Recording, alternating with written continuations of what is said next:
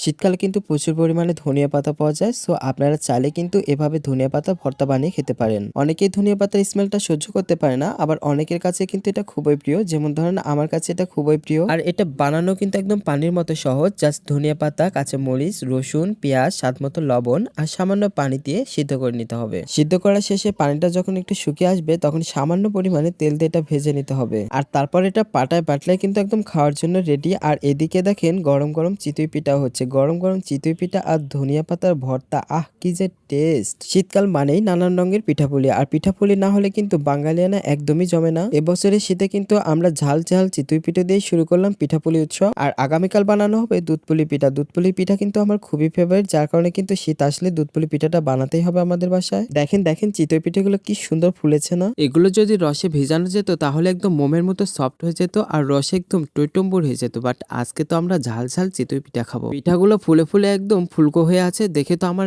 এখনই খেতে ইচ্ছা করতেছে। বাট এখনো তো ধনিয়া পাতা ভর্তাটা রেডি করাই হয় নাই, তাই তাড়াতাড়ি করে আমার ছোট বোন সুরাইয়া শিলপাটা নিয়ে বসে পড়লো সেই ধনিয়া পাতাগুলো বেটে নেওয়ার জন্য। আমি একবার এক জালসায় গিয়ে ধনিয়া পাতা ভর্তা আর সরিষা বাটা দিয়ে এই চিতই পিঠা খেয়েছিলাম, আর খেয়ে এটা প্রেমে পড়ে গিয়েছি। তারপর থেকে কিন্তু এটা আমার একদম ফেভারিট হয়ে গিয়েছে। অলমোস্ট ধনিয়া পাতাগুলো কিন্তু একদম বাটা শেষ। এবার একটু লবণ কম হয়, আমি আর একটু লবণ অ্যাড করে দিয়ে এগুলো ভালো মতো মিক্স করে নিলাম। আর তারপর গরম গরম চিতই পিঠা প্লেটে করে সাজিয়ে নিলাম আর বসে পড়লাম খেতে। আর তার সঙ্গে ছিল কিন্তু গরম গরম হাঁসের মাংস।